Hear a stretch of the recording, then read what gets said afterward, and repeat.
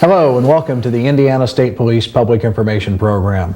I'm your host today, Sergeant Dave Burston, Public Information Officer for the Indiana State Police Indianapolis Post. Now today we have a special program to tell you a little more things about what the State Police does, that being specifically our SCUBA team or Search and Recovery team. And our guest today is Sergeant Chip Sumier. Chip, good to have you on the program. Thanks for joining us. I think where I'd like to start, Chip, is asking you to give a little background about yourself. I mean, I know you've been with the State Police for over 20 years now, but I know there's some other history with you. You were a Navy SEAL, and you've water sports and scuba have been a part of your life for a long, long time, clear back to high school, hasn't it? Even before that, yes. And there was something that happened as far as being involved in saving somebody's life, as I recall. Made a significant impact on you? We didn't actually save a life, no. Oh, what happened? Victim. I was a lifeguard. I was 16 years old, working as a lifeguard for the state of Indiana, and we had a young boy disappear at the state park in Albion, Indiana. And as part of that search team, I was the individual that located the young man in the water, and that impacted my life tremendously. That had to be very traumatic. You were 16 when this happened? 16, yes.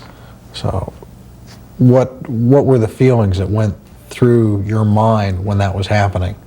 Pretty much despair. I knew that the dive team was en route, and this was a last-ditch effort in trying to locate him. We really didn't know where the boy was. We had searched the campgrounds, and we were just doing all we knew to do until the dive team got there.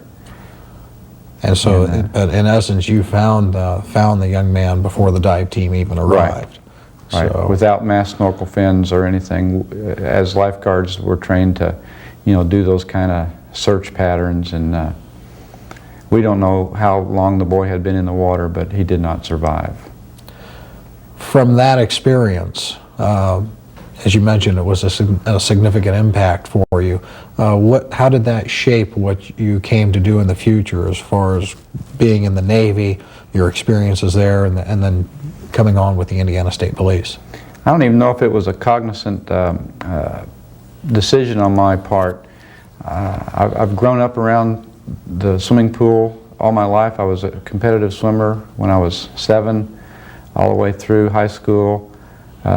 When I went to college at IU on campus, I took a scuba course, kind of like just on a whim, and fell in love. Just to see what it's like. Yeah, just to see what it was like, and fell in love with diving. At that juncture of my life, back in 1965, they didn't even take you outside for training. It was all pool work. Everything was in the pool. And I fell in love with diving. A friend of mine said, "Hey Chip, let's join the Navy and be frogmen." And I said, "Okay," And, sounded like the thing to do at the time. Sounded like the thing to do. I wasn't having a lot of fun at school, and grades weren't real good then. And so I left school and joined the Navy.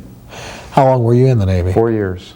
And you were with the SEALs the entire period? I was first assigned to UDT 22, and after I got out in 1970, about 1978, all of the UDT teams were decommissioned, and they were all designated SEAL teams. Now, for our viewers, tell us what that acronym stands for.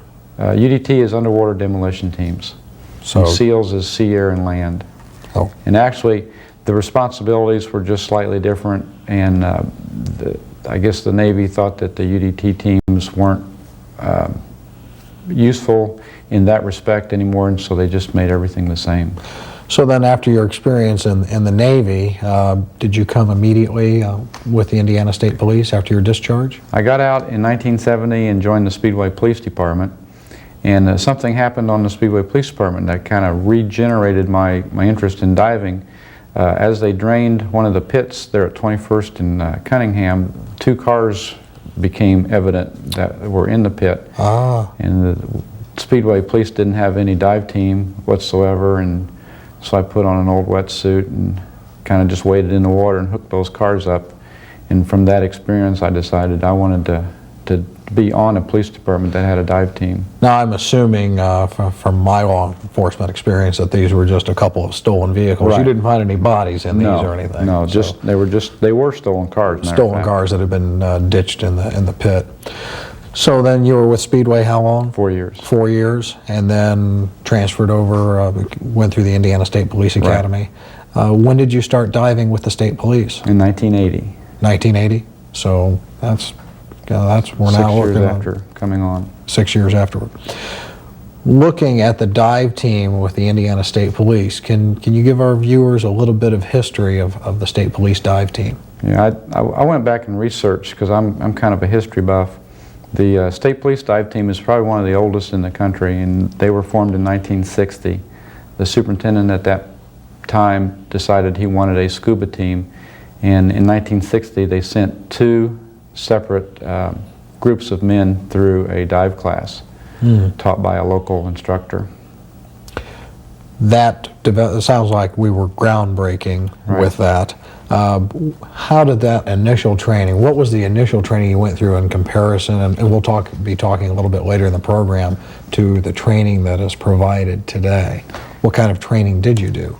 Well, it was back then in 1960, their dive class consisted of 5 days of training, or actually 6 including Saturday. And it was basically a military-based, long hours, very physically regimented, and I think they made 5 or 6 dives, very few dives compared to what we emphasize today. But after the first 2 groups of men were formed in that year, we had about 38 people trained as divers. Now, from that period of time in the 1960, compare that with the training that you went through in 1980. Okay. I also want to emphasize a little bit going back a little bit, the philosophy back in 1960, and even when I came on the team in 1980, was we dive anywhere, anytime, for any reason. And we've changed that philosophy and have come up with more of a successful formula for diving. But even in 1980, the training was 2 weeks long, classroom and pool work for 1 week, and then open water work for the second week. You talked about the philosophy of the training, anytime, anywhere, any reason, and it changing. What led to that change? Safety issues? Exactly. Safety was a big factor. We've only had one, I guess what you could call a serious incident, and one of the divers diving in southern Indiana floodwaters lost the tips of, I think, 2 fingers, Gordon Hockmeister. And he says that was our philosophy, anytime, any reason. We wanted to change that. And make it more of a safety issue. And I think it brings up a point now, and what is the scope? We hear the term underwater search and recovery, search and rescue. And we were talking before the program started that unfortunately in most cases it is a recovery and not a rescue. Right.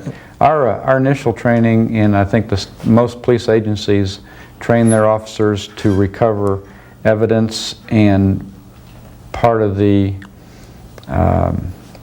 benefit from that training is that they can go in and recover drowning victims and victims of homicides and things like that. Well, you mentioned evidence and basically crime scenes, and sometimes people probably don't think about a crime scene being underwater.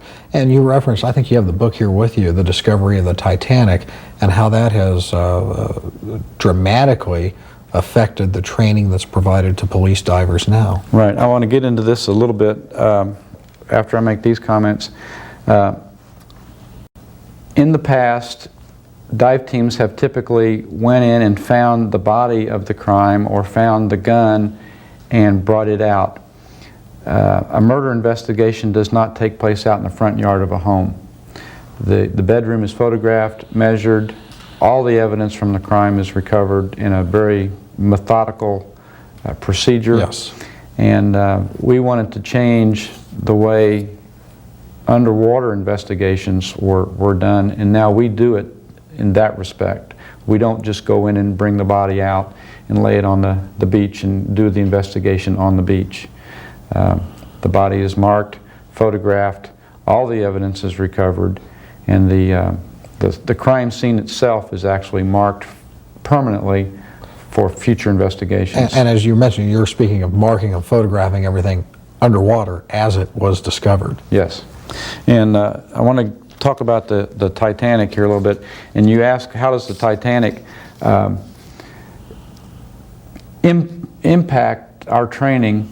Dr. Ballard, who wrote the book, talks about the discovery of the Titanic in 1983, I think it was. And they had done years and years and years. I mean, people have searched for the Titanic for 73 years. And they've done very sophisticated electronic searching, soundings, right, and sonar and radar and this, that, and the other.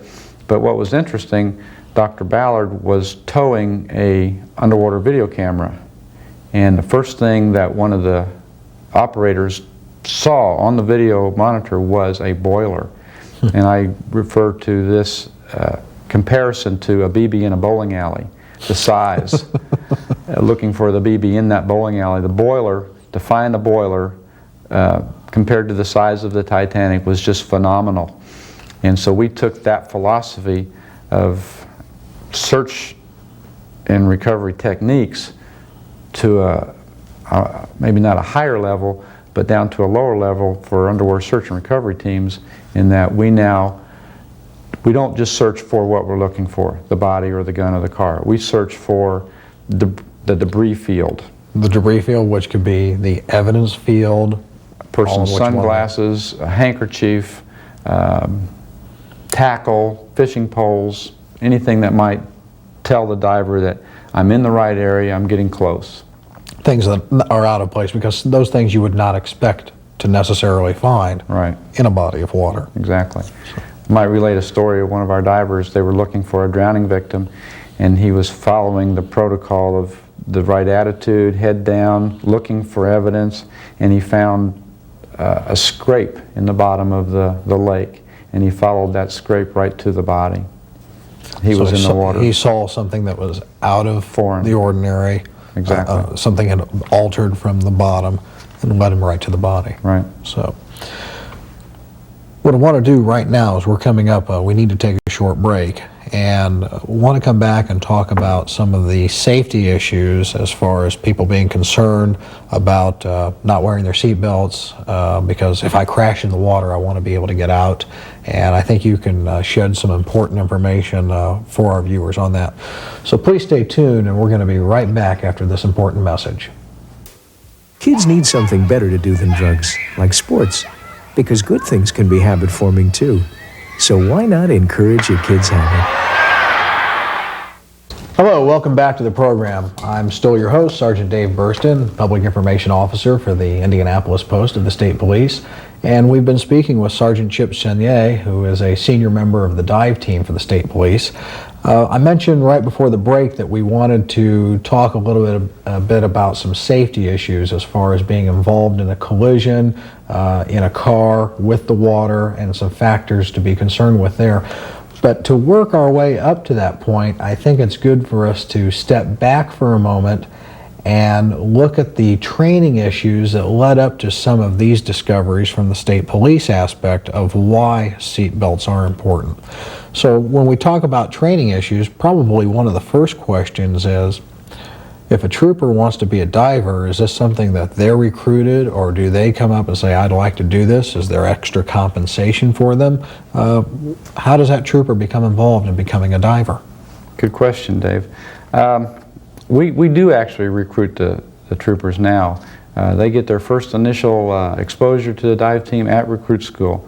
And if we can get them in a pool and breathing on SCUBA, we feel that we might have a good prospect. You'll find in the civilian market now, the dive shops are offering free introductory SCUBA classes, and we've kind of taken that into our recruit school. So we're getting some good applicants from that. Two different avenues of approach and two different reasons for doing that, though, aren't there?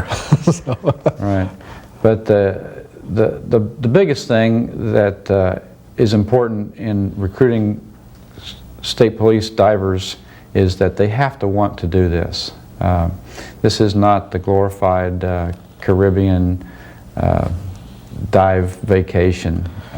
You're not going to be seeing beautiful schools of fish going by, No. or coral reefs. As a matter of fact, we've talked before personally that a lot of the diving is near zero visibility, and sometimes it's zero visibility because of the diver himself. Right. We emphasize that in training. We do create that zero visibility for them because we know that even that 1 or 2% of their time that they are in zero visibility water, we want them to be able to function. I want to maybe hit on this. Back in 1987, a young woman drowned, and the newspaper article talks about her death and it being so horrible, and later on her husband's arrested in that death, and this last article says High Court unanimously upholds conviction of a man in the wife's death. He was convicted solely on a police diver's testimony, no physical evidence whatsoever, because the evidence was actually destroyed during the recovery of her body. So based on his testimony in zero visibility water, he was convicted of murder.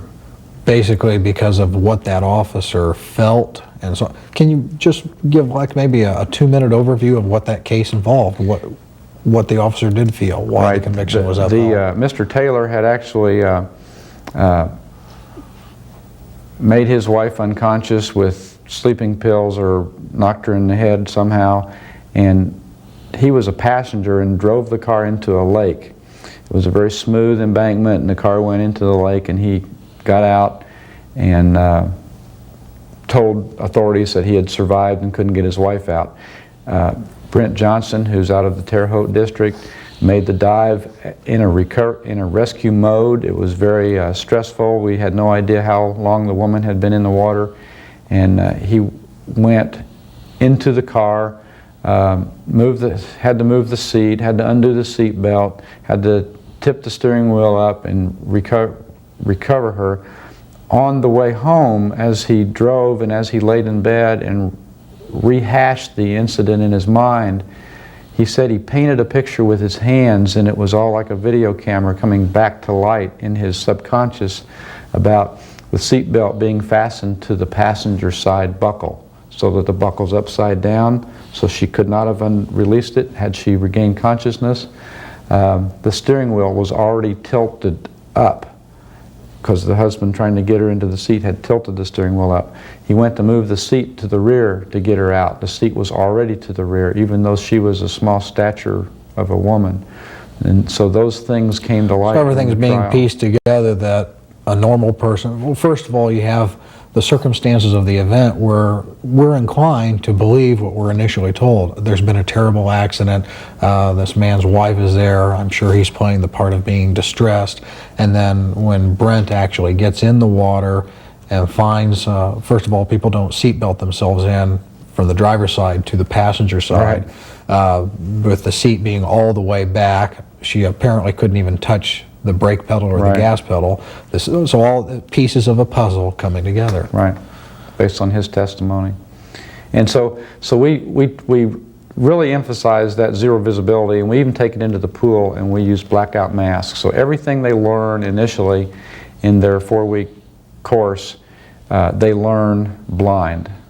And so that when they can see, everything becomes tremendously to their advantage. And as you pointed out, you may indoctrinate or introduce people to SCUBA or breathing on a tank in the recruit school, but after that point it's got to be completely voluntary because there is always an element of risk in this, and our divers are not compensated any differently monetarily wise than any other trooper. This is something that they do because they want to do. Right.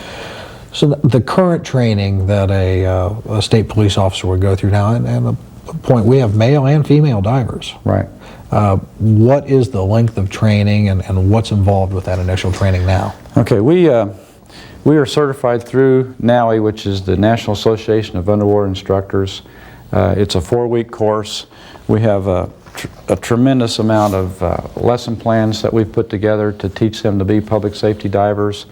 And it's the first 2 weeks is 40 hours of classroom and 40 hours of pool work, and the next 2 weeks is all open water work, where they have on-site training and open water. We perform 19 training dives with their final open water dive to make it a total of 20 dives. So that's 20 dives before they get their certification from the state police. Yes. Through the auspices of NAUI. Right, and even after they graduate from this basic course, which certifies them as advanced divers, they're on probation for 6 months, and they've got other dives that are required. They're required to make a river dive, cold weather dive, a deep dive, night dive, and so there are other requirements prior to their Let's talk about full-fledged. those. What's the significance of the river dive? To involve them in a more varied environment. You've got faster moving water there. I think a lot of people fail to realize the awesome power of moving water. Right. So there's a lot of considerations in river diving, isn't there? And some of these dives that they're making while they're on probation are a higher skilled level, and we want them to be more of a one-on-one type training instead of in a school environment where you've got 10, 15 students. Now, you mentioned also in-service training, and I know that recently you completed some in-service training up in Logansport. What was the scope of that training? Okay. The initial training involves their basic in-service or their basic level. They are then required for a monthly training dive, and then the annual training is to bring everybody together at a central location to ensure that we're all following the same procedures. And I think we've kind of discovered something in the past 2 years. We've trained on vehicles. We've actually rented cars from a local wrecker service in Logansport and put these cars in the water in an effort to learn how to gain entry to the cars to save people. But in reality, around the country, people aren't saved by dive rescue teams. Very rarely will you see that occurs. Well, there's so much timing concerns. I mean, it's from the time that an accident or a crash occurs to it being properly assessed by whoever saw it and relaying that information to a police agency and them having a dive team close by. And I can certainly understand why it does become a recovery instead of a rescue. Right. Today's paper says, "Woman drowns, other escape when car overturns in creek." And I think that says it all. The rescue is going to be performed by on-scene witnesses and by the people that are involved in the crash itself. It's going to be something of an immediate occurrence. Right. So, looking at those, since we're talking more of a recovery aspect, there are some things that you learned about the vehicles that you actually submerged into the water. Can you share some of those points? Right. We put the cars in the water to teach our divers a technique with the dive knife that they're issued, how to break the windows. Dive teams around the country are using different fancy devices to get into the cars. As we were putting these cars in the water and videotaping them crashing to the bottom, we came to realize that a person's not going to survive that. They've got to survive the initial impact to the water. Yes. And usually that involves crashing through a guardrail or some other object before they make it to the water. So they've got to survive that impact. And so I think it's very important that people wear their seatbelts to survive that impact. You've got that first impact going through the guardrail or going off an embankment, then you have an impact with the water. That's correct. And I think what people fail to realize that we think of water and jumping off a diving board and falling into the water. A large article such as a vehicle crashing into water is almost like hitting a wall. Right. As far as the impact. Some other points from that, so after hitting that, and that's the importance, as you just mentioned, of having the seatbelt on to survive that. So let's say somebody has been involved in that type of a collision. They did have their seatbelt on. They've had their first collision through the guardrail, second collision impact with the water. the vehicle doesn't sink like a rock, does it? No, it does not, and that's what we were amazed at. We timed some of these cars after they hit the water, and you're looking anywhere from 2 to 5 minutes that they float. That's a long time. That is. That's a very long time. That's a long time. Even if the water is extremely cold, the survivors of the crash, there's several things they have to do to survive. Number one, they have to undo their seatbelt. Number two, they have to roll the window down, and electric windows work even as the car is sinking. I've seen cars underwater with the headlights on, windshield wipers still going. So typically the electrical systems will continue to function for 10 or more minutes, won't they? Exactly.